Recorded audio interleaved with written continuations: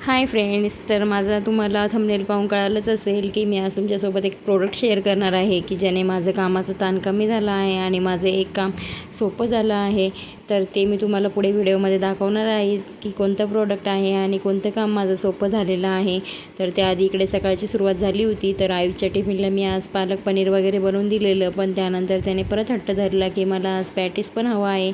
मग त्यामुळे म्हटलं चला त्याला पॅटीस पण बनवून देऊया, कारण मुलांचा हट्ट म्हटलं की तो पुरवावाच लागतो, नाहीतर मग ते स्नान लावून धरतात. त्यामुळे म्हटलं चला याला एकदा पॅटीस करून देऊया. मग ते करून दिला आणि त्यानंतर त्याचा टिफिन वगैरे पॅक केला. त्याचा स्कूलचा टाईम झाला होता आणि व्हॅनही आली होती. मग तो गेला, कारण की आज तो खाली एकटाच गेला, कारण हर्ष उठलेला होता. त्यामुळे त्याला म्हटलं तूच जा एकटा. मग तो खाली गेला. त्यानंतर मग हर्षला मी इथं झोपवला आणि कपडे मशीनला टाकून दिले. त्याची चुळबुळ चालू होती तोपर्यंत म्हटलं चला पटकन आपण आपलं काम आवरून घेऊया.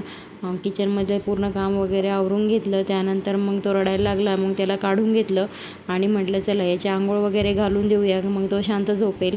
मग त्याची आंघोळ वगैरे करून दिली आणि मग तो शांत झोपला. त्यानंतर मला आज देवघर आवरायला घ्यायचं होतं. मग देवघर वगैरे क्लीन करायला घेतलं, ते पूर्ण साफ वगैरे केलं. त्यानंतर किचनच्या मधली फरशी देखील खराब झालेली होती, मग ती देखील घासून वगैरे घेतली, कारण तेल वगैरे असतं सांडलेलं, त्यामुळे चिकट वगैरे डाग पडतात. मग ते घासून घेतले.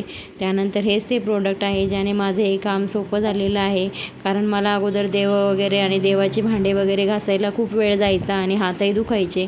त्यामुळे मी हे प्रोडक्ट मागवलं आहे, जेणे की खूप सोपं आहे यूज करायला. पण फक्त आपल्याला थोडंसं कॉटन घ्यायचं आहे, कॉटनवरती ते टाकून घ्यायचं आणि भांड्याला लावून घ्यायचं आहे. अशा प्रकारे ते एकदम क्लीन निघतं. तर माझं ताट बघा तुम्ही किती खराब होतं, एकदम स्वच्छ निघालेलं आहे. याने आपला वेळही वाचतो आणि हातही दुखत नाही. तर माझे पूर्ण भांडे झाले होते स्वच्छ करून. त्यानंतर पूजा वगैरे केली.